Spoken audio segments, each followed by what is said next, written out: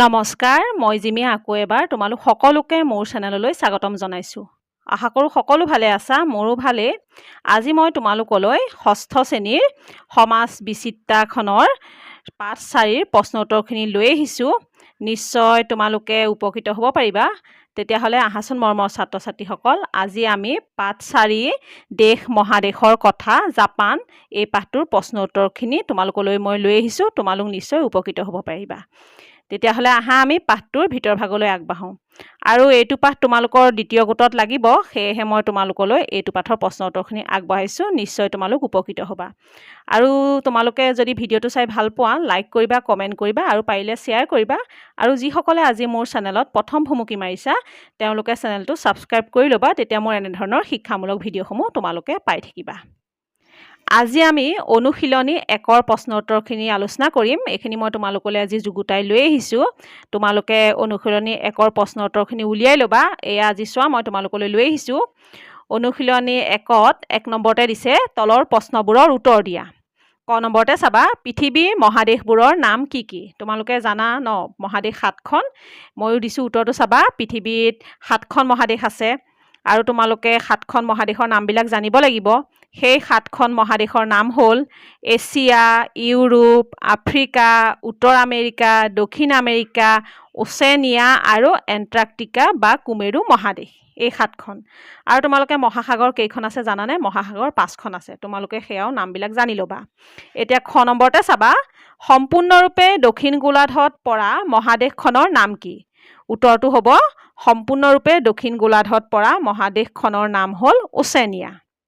গ নম্বৰতে চাবা, পৃথিৱীৰ দীৰ্ঘতম পৰ্বতমালাৰ নাম কি? উত্তৰটো হ'ব পৃথিৱীৰ দীৰ্ঘতম পৰ্বতমালাৰ নাম হ'ল এণ্ডিছ পৰ্বতমালা। ঘ নম্বৰতে চাবা, পৃথিৱীৰ আটাইতকৈ ডাঙৰ মৰুভূমি কোনখন? উত্তৰটো হ'ব পৃথিৱীৰ আটাইতকৈ ডাঙৰ মৰুভূমিখন হ'ল ছাহাৰা। ঙ নম্বৰতে চাবা, পৃথিৱীৰ আটাইতকৈ দীঘল নদীখনৰ নাম কি? উত্তৰটো হ'ব পৃথিৱীৰ আটাইতকৈ দীঘল নদীখনৰ নাম হ'ল নীল নদী। প্ৰথম 6 নম্বৰতে চাবা, পৃথিৱীৰ আটাইতকৈ বহল নদীখনৰ নাম কি? উত্তৰটো হ'ব পৃথিৱীৰ আটাইতকৈ বহল নদীখনৰ নাম হ'ল আমাজন। দ্বিতীয় 6 নম্বৰতে চাবা, পৃথিৱীৰ আটাইতকৈ ডাঙৰ মহাদেশখনৰ নাম কি? উত্তৰটো হ'ব পৃথিৱীৰ আটাইতকৈ ডাঙৰ মহাদেশখনৰ নাম হ'ল এছিয়া। আমাৰ ভাৰতবৰ্ষও এই এছিয়া মহাদেশৰে অন্তৰ্গত। এতিয়া 2 নম্বৰতে তোমালোকক দিছে চমু টোকা লিখা। প্ৰথমটো দিছে এছিয়া মহাদেশ। এনেকৈ তোমালোকে এছিয়া মহাদেশ বুলি লিখি সমান চিন দি ল'বা, যিহেতু চমু টোকাবিলাকত এনেকৈ লিখা হয়। আৰু এইখিনি মই তোমালোকক কিতাপতে দেখাই দিম, ধুনীয়াকৈ আছে, তোমালোকে চাই ল'বা।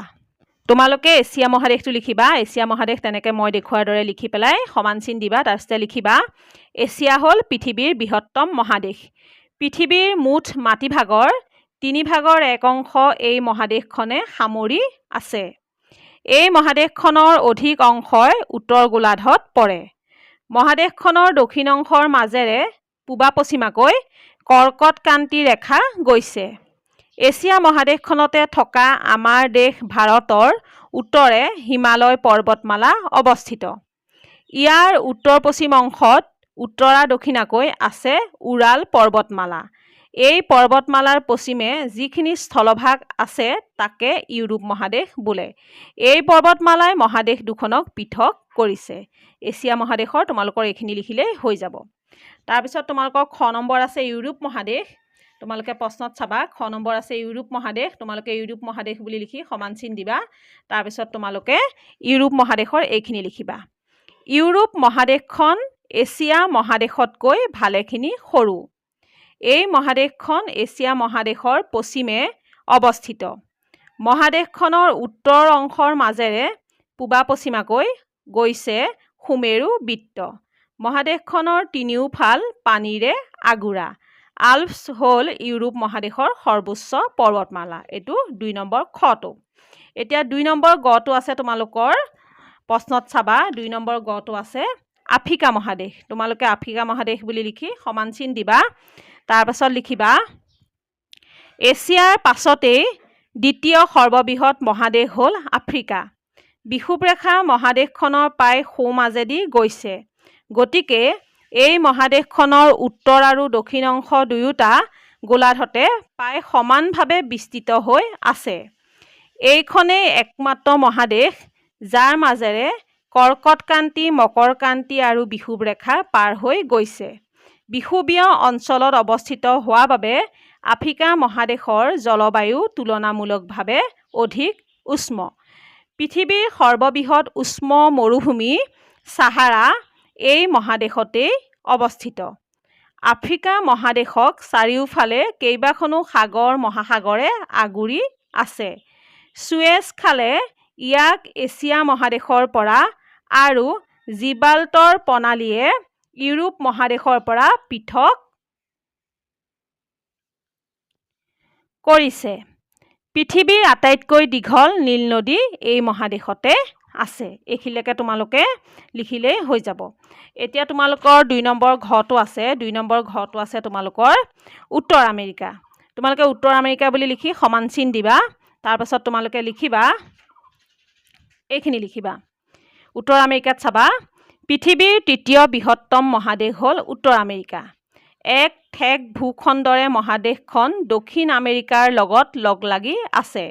এই ঠেক ভূখণ্ডক পানামা যোজক বুলি কোৱা হয়। এই মহাদেশখন সম্পূৰ্ণৰূপে উত্তৰ গোলাৰ্ধত অৱস্থিত। ৰকি উত্তৰ আমেৰিকাৰ উল্লেখযোগ্য পৰ্বতমালা। মহাদেশখনক 3খন মহাসাগৰে আগুৰি আছে। কানাডা আৰু আমেৰিকা যুক্তৰাষ্ট্ৰ দেশ দুখনে উত্তৰ আমেৰিকাৰ প্ৰায় 75% আগুৰি আছে। ইয়াত অৱস্থিত কেৰিবিয়ান দ্বীপপুঞ্জক ৱেষ্ট ইণ্ডিজ বুলিও কোৱা হয়।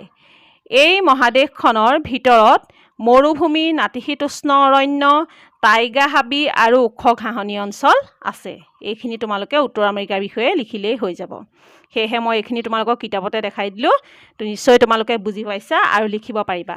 ইয়াৰ লগে লগে আমাৰ আজি অনুশীলনী 1ৰ প্ৰশ্ন উত্তৰখিনি শেষ হৈছে। মই অতি সোনকালে তোমালোকলৈ অনুশীলনী 2টো লৈ আহিম। তোমালোকে মোৰ ভিডিঅ'সমূহ চাই থাকিবা। তেতিয়াহ'লে আজিলৈ ভিডিঅ'টো এইখিনিতে সামৰণি মাৰোঁ। আজি ভিডিঅ' চোৱা সকলোলৈকে মোৰ ফালৰ পৰা বহুত বহুত ধন্যবাদ জনাই আজি ভিডিঅ'টো সামৰণি মাৰিছোঁ। ধন্যবাদ।